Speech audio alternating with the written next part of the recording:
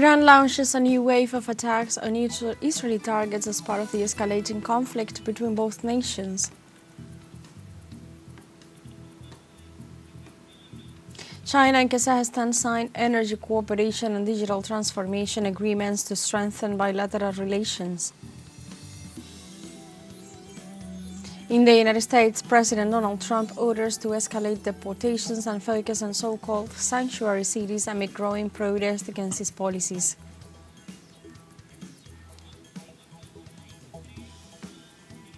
Hello and welcome to From the South. I'm Alejandra Garcia from teleSUR Studios in Havana, Cuba. We begin with the news.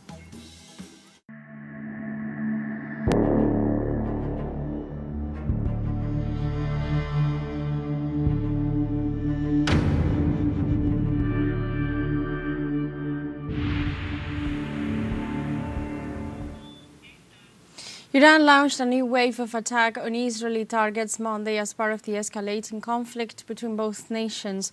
According to Iran's government spokeswoman Fatemeh Mahajirani, at least 45 women and children from the Persian nation have been killed and about 75 wounded by the Zionist attacks since the conflict began 3 days ago.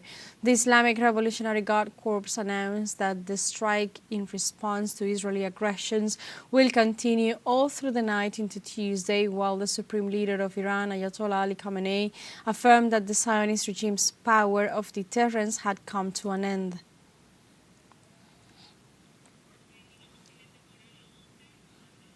The Israeli oil refinery in the occupied city of Haifa, operated by the Basan Group, has confirmed that its facilities suffered significant damage and has announced the cessation of all operations. The refinery also confirmed the death of 3 of its employees in the middle of the True Promise 3 operation carried out in response to the wave of air attacks perpetrated by the Zionist regime of Israel against Iranian territory since June 13th. The state-owned National Gas Company of Israel also announced the temporary suspension of gas pumping from the Karish and Leviathan offshore fields due to the deterioration of security. Iran's defense warned that it would change its response strategy to extend missile and drone attacks to targets that Israeli economists consider strategic.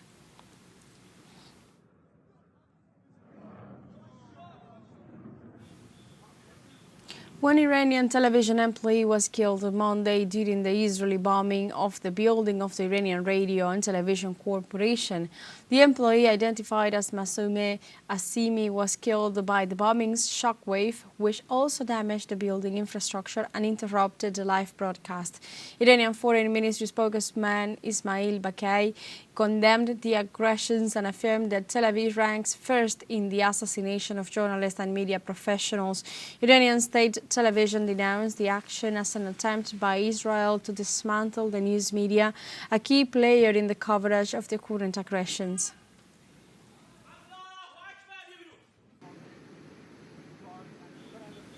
Iranian government denounced Israel for launching new threats and attacks against civilian targets, this time against the Al-Farabi hospital in the city of Kermanshah in the west of the country.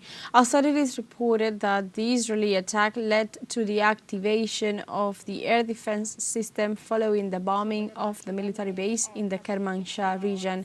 The Iranian government warned that its attacks have only been against Israeli military bases, that it has not attacked residential areas, but if the Zionists continue their assault, they will give an immediate and forceful response, as Israel has caused at least 224 deaths and 1,277 injuries, most of them women and children.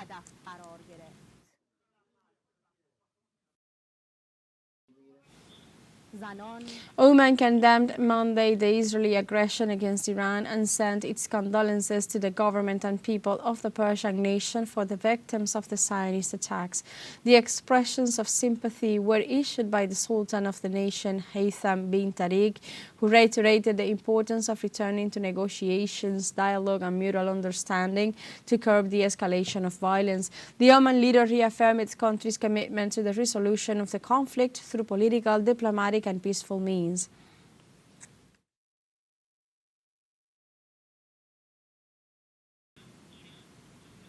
Iranian President Masoud Pezeshkian denounced the violation of international norms by the U.S. government and its positions on the conflict with the Zionist government of Israel.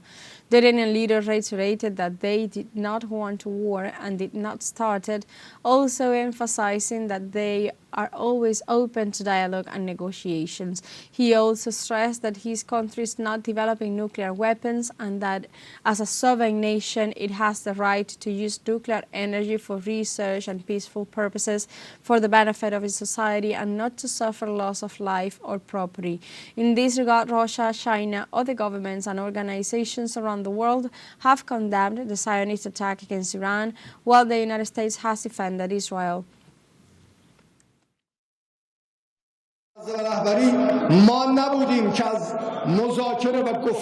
When they say that Iran should not acquire nuclear weapons, we have no intention of acquiring them. We have the right to enjoy nuclear energy and research that benefits this society. No one has the right to take this right away from the system or the Islamic Republic, and we are strong enough to defend it, and we do not fear any power when it comes to its realization. We have forged brotherly ties with all Islamic countries, all of which are our brothers. Today, most of them, and perhaps all of them, are on our side. They are with us. I believe that the United States is talking nonsense and using the power that exists in Iraq, contrary to all international laws, to allow Israel to attack and invade our country from there. We did not seek war.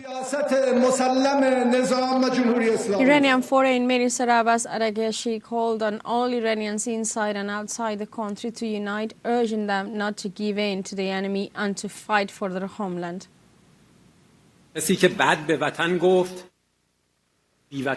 In a situation where our beloved country is on the verge of attack, massacre, and war, Iranians, both inside and outside the country, stand united in defense of their homeland. But amidst this, people with Iranian surnames who speak Farsi have been born in this very land. And it is here that they have become famous. They have praised themselves in front of the enemy. I would like to hear your message for these people. Anyone who speaks ill of their country is a traitor, as is anyone who does not fight for their country. Thank you. In Iran, the health ministry announced that 70 women and children died in 3 recent Israeli attacks in Tehran. Authorities added that with this new information, the number of people killed by Tel Aviv's strikes since the start of its hostilities against Iran now stands at 224. It is notable that 90% of those killed are civilians, following the Zionist attacks on residential areas. They emphasize that at least 10 of the fatalities are scientists and staff from nuclear energy facilities, and 3 are high-ranking officers in the Iranian army. The hostilities carried out by the Zionist entity since last Friday have affected at least 18 Iranian provinces.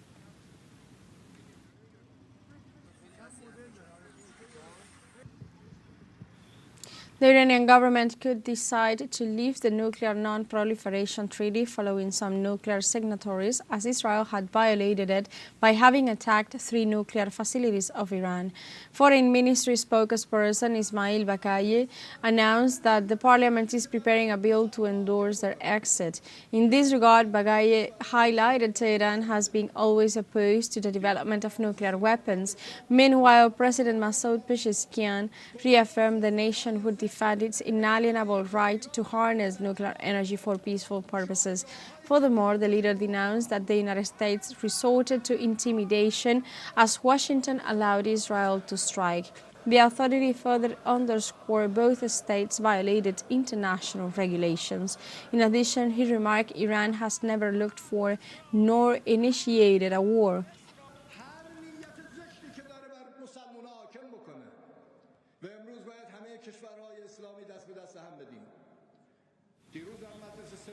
Venezuelan President Nicolás Maduro condemned Monday the Zionist attack on Iran and urged to find a peaceful solution to the conflict. During his weekly live TV program, Maduro also condemned the silence of the international community about the Israeli aggression and described the attacks as part of the old and new empire's intentions to impose a new global order through genocide and violence. The Bolivarian head of state warned that the present conflict could escalate into a nuclear confrontation and called the parties involved to find an urgent peaceful solution. Maduro also expressed the unwavering support of his country to the Palestinian cause. After the year 45, we are now heading towards the age. In Venezuela, citizens rallied to raise their voices and denounce the genocide of the Israeli regime against the Palestinian people. This mobilization aims to urgently call for an end to the siege, to open the border, and to stop the genocide being committed by the Zionist regime against the people of Palestine. The citizens also denounced the Israeli blockade that is forcing thousands of starving people to move to areas devastated by heavy bombardment. It should be noted that the Zionist siege against Palestine has left more than 55,400 civilians killed and about 10,000 people missing.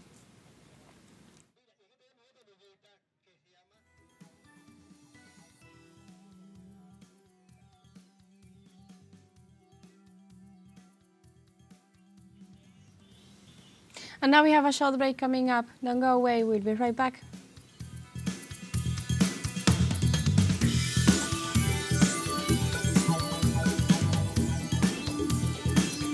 Welcome back to From the South. China and Kazakhstan signed energy cooperation and digital transformation agreements to strengthen bilateral relations. After his arrival in Kazakhstan, the president of China, Xi Jinping, highlighted the meeting with his Kazakh counterpart Kasim Tokayev and reiterated his willingness to work together with the aim of contributing more to peace and regional development. The Chinese president emphasized that both nations should continue to support each other in matters related to bilateral and strategic interests. Chinese President Xi Jinping is expected to hold meetings with the regional leaders and attend the second Central Asia-China Summit.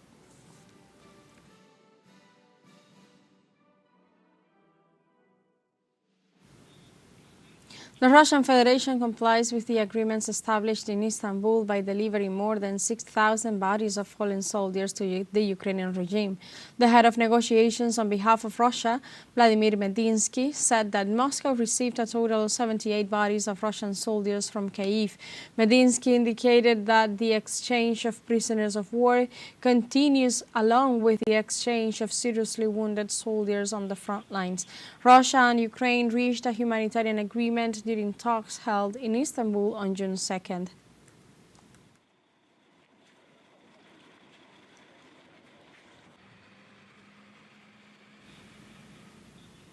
At the United Nations, Venezuela demanded the elimination of sanctions and unilateral economic blockades imposed by Western countries on sovereign nations.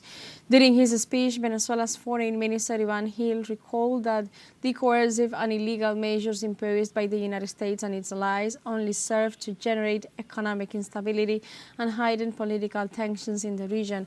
The diplomat also noted that the Venezuelan people are subject to over 1,000 U.S. and European sanctions, resulting in economic losses exceeding $640 billion.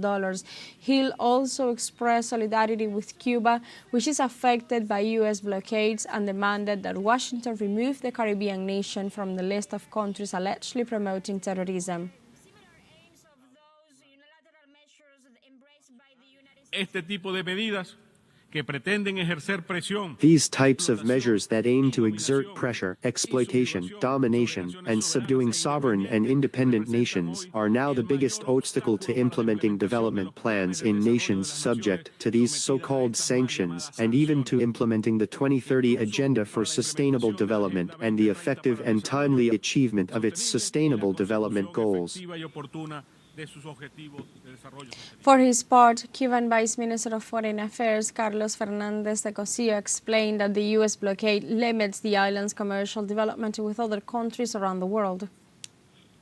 El bloqueo de Estados Unidos prohíbe la exportación a Cuba. The U.S. blockade prohibits the export to Cuba from any country, of any product, produced in that country by its companies and workers, if the product has 10% or more components of U.S. origin. De componentes de origen Estados Unidos. The United Socialist Party of Venezuela informed Monday that the revolutionary forces are getting ready for the upcoming elections on July 27th. The party's Secretary General Diosdado Cabello confirmed that the candidates for the revolution and the sectors of the opposition continue with the registration process as established by the National Electoral Council's schedule. Cabello specified that the PSUV candidates are being nominated together with those of other parties of the Great Patriotic Poll. The political leader also indicated that the electoral process is going well without any problem.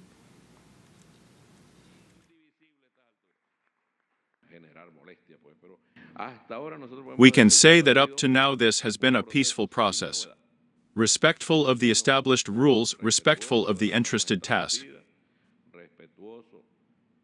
And this allows us to have candidates in the 335 municipalities and for the 2,471 council positions to be elected. And also for the council positions in the territories of the indigenous people, where the elections will be held 1 week later on August the 3rd. As it happened with the election of the deputies and legislators in line with the methods established by our native peoples. This is what we do and have learned to do in Venezuela after so many years, since this is the election number 33. And we have a second short break coming up. Don't go away, because we'll be right back with more information.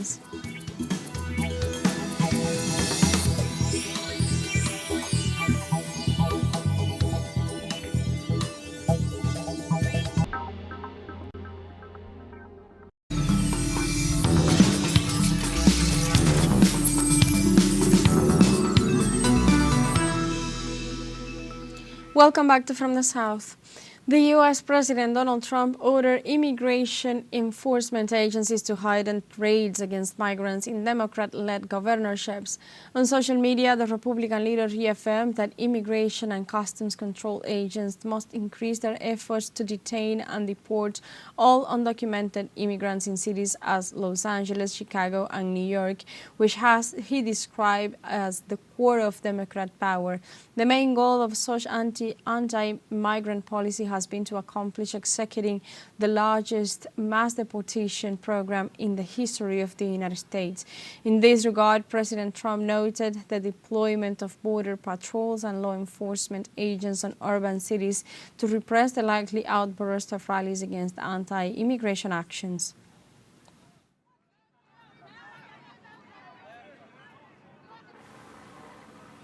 The suspect in the assassination of the U.S. Democrat Congresswoman Melissa Hartman and her husband was captured. Law enforcement officials said Vance Bolter, a 57-year-old, was arrested on Sunday following a two-day manhunt in the Midwestern state. Bolter allegedly shot two Democratic lawmakers and their spouses earlier on Saturday morning in what officials believe was a politically motivated attack. Melissa Hartman, a state representative, and her husband, Mark, were killed in the attack, while State Senator John Hoffman and his wife, Yvette, were injured. Lieutenant Colonel Jeremy Giger of the Minnesota State Patrol said Bolter surrendered to the police without any use of force.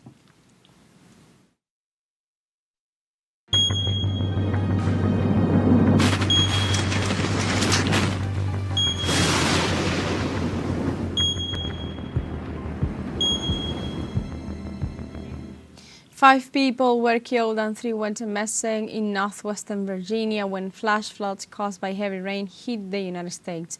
The authorities reported that rescue efforts were underway on Sunday to find 3 missing individuals. They also indicated that between 6 and 10 centimeters of rain fell in just half an hour on Saturday night, prompting an almost immediate influx of emergency calls for trapped individuals.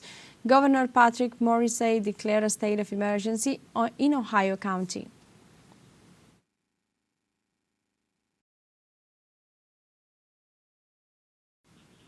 Social sectors protests continue in Panama in rejection of the reform of the social security law promoted by the government. In spite of the arrest of prominent working class activists and union leaders, the demonstrators continue to fight in the streets demanding the repeal of the law. More than 20 areas in the northwestern territory of the Isthmus are carrying out closures and blockades, mostly led by workers and public employees who oppose the pension law.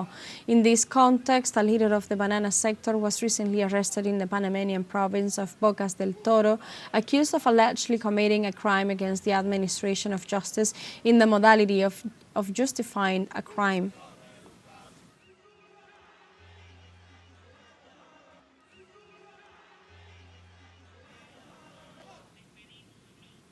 And like this, we have come to the end of this news brief, but you can find these and many other stories on our website at telesurenglish.net and join us on social media. We are on Facebook, X, Telegram, Instagram, and TikTok. This is all for the moment. I'm Alejandra Garcia for TeleSUR English. Thank you for watching.